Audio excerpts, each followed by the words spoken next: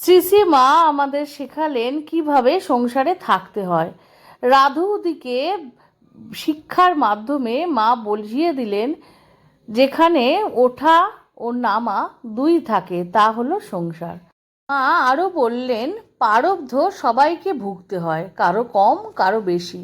যার প্রারব্ধ বেশি থাকে তাকে ঠাকুর বেশি করে এদিক ওদিক করে বুঝিয়ে দেয়। তাই প্রারব্ধ সকলকেই ভোগ করতে হয়। প্রারব্ধ না মিটলে কারোর মুক্তি। ওং জননীং শারদাং দেবীং রামকৃষ্ণ জগদ্গুরুম পাদ পদ্মে তয়ো সিত্বা প্রণমামি মুহুর্মুহু। একদিন 1918 সালে উদ্বোধনের গলি দিয়ে বিক্রির জন্য ধারাপাত, প্রথম ভাগ, গোলকধাম ও ঘোড় দৌড় খেলার ছক হেঁকে যাচ্ছে।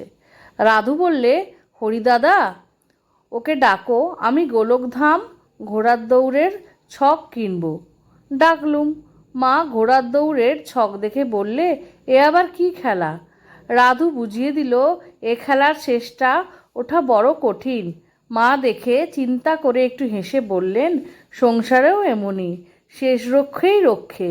বেশ সারা জীবন চলে গেল, কিন্তু শেষটা অসুখ বিসুখ, রোগ ভোগ, শোকতাপ, কত কি জ্বালা। ঠাকুরের কৃপা থাকলে শেষটাও বেশ উতরে যায়। প্রারব্ধের শেষ কিনা অনেকে হাবুডুবু খায়। যারা ঠাকুরের শরণ নেয় তিনি তাদের প্রারব্ধ খণ্ডন করে দেন।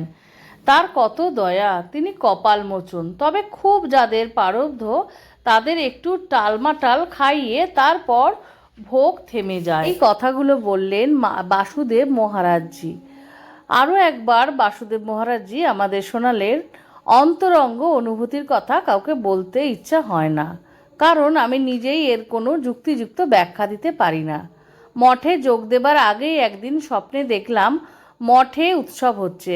একজন একটা সোনার পাতে সিঁদুর মাখানো লাল পতাকা হাতে করে এসে বলল, এই তোর ইষ্টমন্ত্র। দেখি একটা মন্ত্র সেই পতাকায় লেখা। দিন কতক তাই জপ করলাম, কিন্তু প্রত্যয় হলো না, ছেড়ে দিলাম।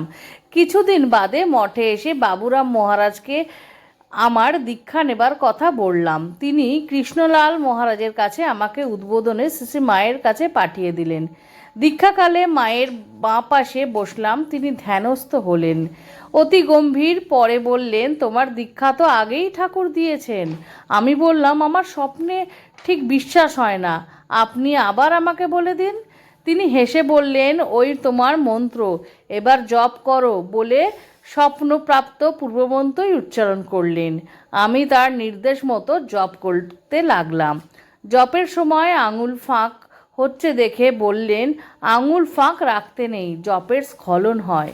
তারপর বললেন, আমি বলাও যা, তিনি বলাও তাই।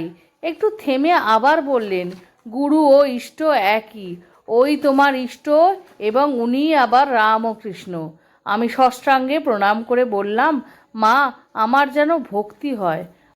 মা আমার ভ্রুদ্বয়ের মাঝখানে আঙুল দিয়ে বললেন, ঠাকুরের কৃপায় জ্ঞানচক্ষু ফুটবে, ঠাকুর তোমায় এই তৃতীয় চক্ষু খুলে দেবেন, অজ্ঞান অন্ধকার দূর হবে, দেখবে কত কি অনুভূতি হয়, খুব ধৈর্য ধরে থেকো। এইভাবে মা স্বামী বাসুদেবানন্দজি মহারাজকে ধ্যান শেখালেন। যেহেতু তার প্রথম যে স্বপ্নাদেশে দীক্ষা হয়েছিল তিনি তা বিশ্বাস করতে পারছিলেন না, তাই মা তার সন্তানকে পুনরায় সেই মন্ত্রই আরও একবার শিখিয়ে দিলেন। এখান থেকেই পরিষ্কার, আমাদের মার পায়ে পুরোপুরি শরণাগত হতে হবে, সমস্ত সততার সহিত আর ভালোবাসার সহিত।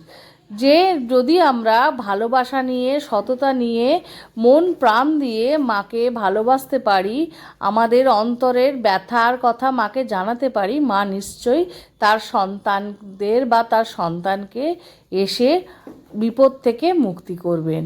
এই বলে আজকের এই ছোট্ট ভিডিওটি শেষ করছি। ভালো লাগলে তোমরা লাইক, শেয়ার, সাবস্ক্রাইব করো, সঙ্গে থেকো। শ্রী শ্রী ঠাকুর, মা, স্বামীজি, আমার গুরু মহারাজ এবং অন্যান্য মহারাজদের শ্রীচরণে শত কোটি প্রণাম জানিয়ে আজকের ভিডিওটি এখানেই শেষ করলুম।